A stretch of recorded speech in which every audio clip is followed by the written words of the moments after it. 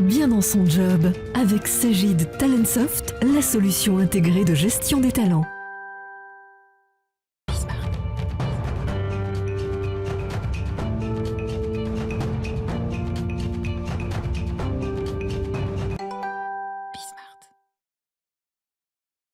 Bien dans son job. On parle des managers, on en parle beaucoup sur ce plateau, des managers qui ont été bousculés évidemment pendant cette crise Covid. On va faire le point avec Michel Rességuier. Bonjour Michel, vous êtes le président de Prosphère, vous êtes le dirigeant de cette société, 20 collaborateurs, cabinet de conseil en transformation et retournement. Ça veut dire quoi, transformation et retournement? Ça veut dire vous renversez les entreprises? Ça veut dire que on accompagne les entreprises dans un ajustement entre ce qu'elles font et leur vocation ici et maintenant. La vocation, ça s'inscrit dans un temps et dans un lieu. Ma vocation n'est pas la même aujourd'hui que quand j'avais 18 ans et elle ne serait pas la même probablement si j'étais japonais. Oui. Et donc une entreprise, elle, au fil du temps, évidemment, elle doit réajuster sa vocation, c'est-à-dire, on peut le dire autrement, hein, son utilité sociétale, sa mission, c'était la loi Pacte. Sa raison d'être. Sa raison d'être, voilà. Au fond, c'est le même concept. Il y a un sujet quand même qui vous interpelle évidemment, parce qu'on va s'intéresser aux managers. L'entreprise, vos clients vous contactent et vous disent on est dans une difficulté. Vous appuyez sur la sémantique, et c'est intéressant d'y revenir un instant. Quand on dit une entreprise se restructure, automatiquement et inconsciemment, on pense à chômage, plan de licenciement, souffrance.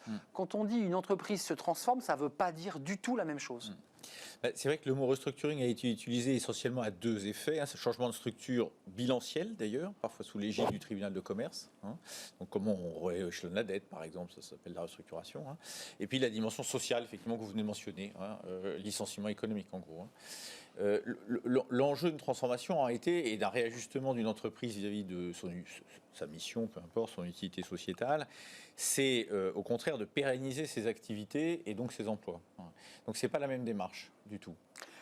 Quelques mots, et on va parler de ces managers de transformation pour que vous apportiez votre définition, en tout cas ce que vous apportez à vos clients. On est quand même dans une situation assez étrange et presque paradoxale, parce qu'on a le sentiment d'une très forte pression sociale, de mal-être des Français. Et puis dans le même temps, on a un pouvoir d'achat, en tout cas c'est ce que dit l'INSEE, qui a progressé. Et on a des défaillances d'entreprises, alors qui ont légèrement progressé. Je voudrais quand même vous signaler ce chiffre, 28 765. Alors je sais que vous en avez un autre évidemment dans votre poche, mais nombre de défaillances cumulées sur un an entre mars 2021 et février 2022, c'est plus 2.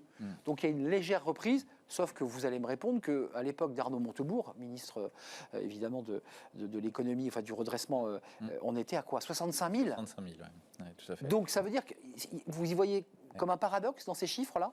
D'abord, je pense qu'effectivement, on est dans une situation économique plutôt porteuse, plutôt favorable. Et c'est vrai que les résultats du premier tour hier soir ne démontrent pas que les Français l'ont totalement perçu. Bon, mais c'est comme ça. Je crois que, en revanche, on vit une période où le gouvernement a pris la main beaucoup sur la vie des individus. Il les a beaucoup déresponsabilisés. Ça, c'est le Covid. Covid, typiquement. Ouais. Il fallait un papier pour aller faire pipi à son chien, et vous ne pouviez pas le faire à plus d'1 kilomètre de chez vous. Vous voyez, comme si vous n'étiez pas assez responsable, au fond, pour savoir quand on devait sortir ou pas. Vous protéger, voilà, exactement. Ouais. Et donc, forcément, en tant que personne, en tant qu'individu, si je suis terriblement pris en charge, ce que je peux souhaiter d'un côté, en réalité, pour exister, il ne me reste pas beaucoup d'autres postures que celle un peu de la victime. Ça s'appelle le triangle de Karpman, ça a été très étudié très sérieusement. C'est un triangle assez dramatique. En fait, quand vous responsabilisez les gens, c'est exigeant, mais vous les rendez plus heureux. Et ils sont plutôt reconnaissants. Mais attendez, si je le transpose... C'est vrai dans l'entreprise aussi d'ailleurs. Voilà, c'est exactement ce que je voulais vous dire, Michel Rességuier, c'est-à-dire quand on le transpose à une vision très sociologique et qu'on le met dans l'entreprise, on a aussi des collaborateurs, des salariés qui attendent la béquille et se sentent un peu déresponsabilisés. Est-ce que ça dit ça aussi? Oui, c'est une tentation. Et c'est une tentation d'ailleurs qui s'est un peu accrue avec le comportement du gouvernement dans le cadre de la crise Covid. Mais c'est une tentation contre laquelle les dirigeants doivent lutter. Et c'est pas si facile, parce que si vous donnez satisfaction à cette tentation, à cette demande, dans un premier temps, vous êtes remercié, vous êtes applaudi, vous êtes aimé. Donc c'est toujours agréable pour un chef. Mais ensuite, vous avez des gens qui finalement sont en posture de victime. Tournons-nous vers Prosphère, parce que ce qui est intéressant, c'est le modèle que vous proposez. Ces fameux managers de transformation, en quelque part, ils sont dans votre vivier à vous. Oui, ils sont salariés de Prosphère. Et c'est-à-dire qu'en fonction des clients que vous allez avoir, de leurs besoins, vous allez pouvoir faire une forme placement de collaborateurs qui correspondra à la demande. On est bien d'accord. Et ces managers vont devoir accompagner la transformation. Absolument. Dans un temps donné, j'imagine, contrat quoi, de 6 mois, 1 an, 2 ans? La moyenne, c'est 13 mois. C'est 13 mois, c'est minimum. C'est la vraie moyenne au constaté a posteriori. Pourquoi ce concept de faire venir de l'extérieur? Parce que vous pensez que l'entreprise d'elle-même, avec ses propres forces, n'a pas la capacité de se transformer? Alors, l'entreprise, elle a vraiment la capacité d'améliorer en permanence son modèle économique. Si en revanche, il y a un phénomène de rupture, là, elle est en difficulté. Pour une raison d'ailleurs humaine très simple à comprendre, hein, les chefs, au fond, les gens les plus gradés dans l'entreprise, ont acquis leur légitimité dans un contexte et un écosystème donné. Si cet écosystème vit une rupture, une disruption, on dirait en franglais, forte, ils ne sont pas forcément les mieux placés pour réagir, parce que leurs compétences qui légitiment leur grade relèvent... Donc ils n'ont pas les outils finalement. Exactement, et nous on vient leur apporter ça. Eux ils connaissent l'entreprise par cœur évidemment, hein. Nous on ne fait pas semblant, on ne vient pas leur apprendre comment faire leur job au quotidien, ça ils savent, hein. Voilà. Mais en revanche on a les outils pour repenser le modèle économique de l'entreprise, son positionnement stratégique et donc sa trajectoire. Donc ça veut dire que ce sont des... Vous les situez comment là vos collaborateurs, puisque vous dites qu'ils sont salariés? Sont des experts, sont des gens qui vont accompagner, qui vont d'abord être dans une posture d'écoute pour diagnostiquer les endroits. Enfin, j'imagine qu'il y a tout un travail de regard et d'observation. Bien sûr, bien sûr. Alors, ce sont tous des gens qui sont capables d'être dirigeants. Hein. Je dirais, c'est un peu comme on va aller, nous, on va être le SAMU. Bien que l'entreprise puisse être rentable, d'ailleurs, j'insiste là-dessus. Oui, c'est pas une société en crise. Parce qu'elle peut être très rentable, mais néanmoins être au bout d'un modèle économique qui est très rentable, mais qui touche un peu à sa fin. Voilà. Mais donc, on va être un peu comme le SAMU. Alors, effectivement, il y a des outils pour ça. C'est une pratique de la médecine ou une pratique du management en l'espèce un peu différente. Hein. Et de même que, je sais pas quoi, l'ophtalmo ne pratique pas la médecine exactement comme le SAMU, et ben nous, on ne pratique pas la direction d'entreprise exactement comme les managers de l'entreprise dans laquelle on rentre. Je rentre un peu dans les détails, mais quand cette personne donc, va entrer dans l'entreprise pour le premier jour, les dirigeants de l'entreprise se disent mais je suis challengé, on me met quelqu'un dans les pattes, l'actionnaire veut plus de moi. Enfin, est-ce que c'est un vrai travail de psychologie que doit mener le manager de transformation? Bien sûr, on est accueilli avec les deux postures, hein, notamment par les plus gradés d'entreprise. Il y a ceux qui se disent c'est intéressant, je vais vivre autre chose, je vais vivre quelque chose de nouveau. Et de toute façon, eux, ils ne vont pas rester 6 mois, 12 mois, 18 mois, on disait 13 mois il y a un instant. Voilà. Donc j'aurais gagné quelque chose. Oui, ça c'est le verre à moitié plein, ça. C'est la bonne chose. Et puis effectivement, il y en a qui n'aiment pas qu'on vienne questionner le fonctionnement de l'entreprise. Parce que ils ont le sentiment qu'on les remet en question. Absolument. Il y en a qui le vivent comme ça et c'est un tort, hein, mais c'est humain. Enfin, voilà.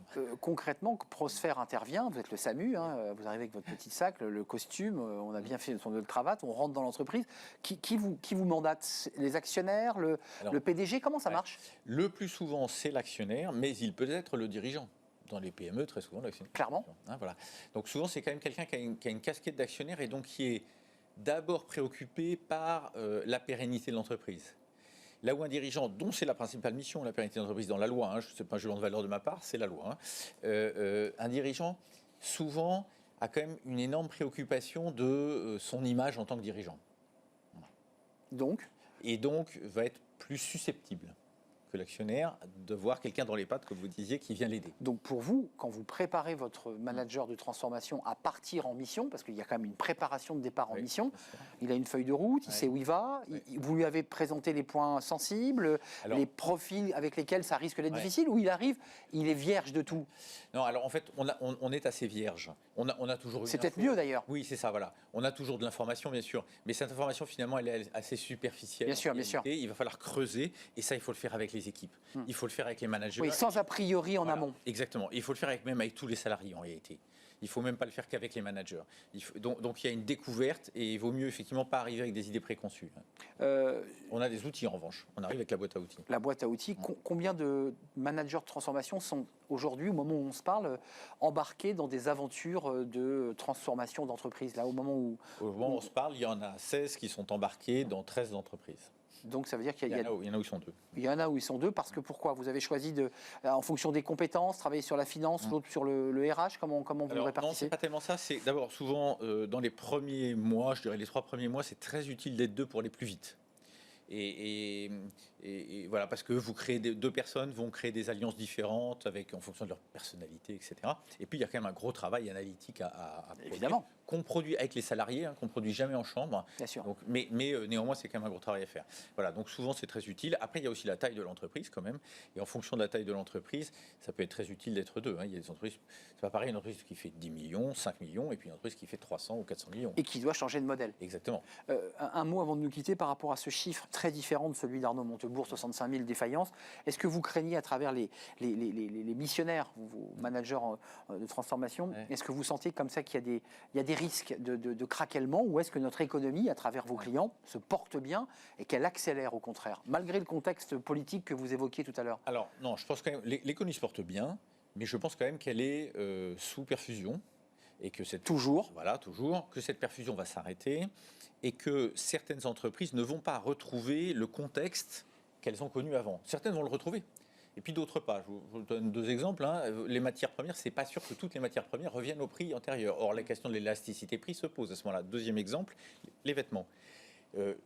Aujourd'hui, on constate que les vêtements de gamme intermédiaire, le affordable luxury, comme on dit dans ce milieu-là, est en perte de vitesse. Totalement. Parce que tout simplement, on va moins au bureau, on sort moins, on est plus en visio, etc. Les voyages professionnels, vous voyez, donc ces gens-là vont devoir se remettre en cause au moment de rembourser les emprunts.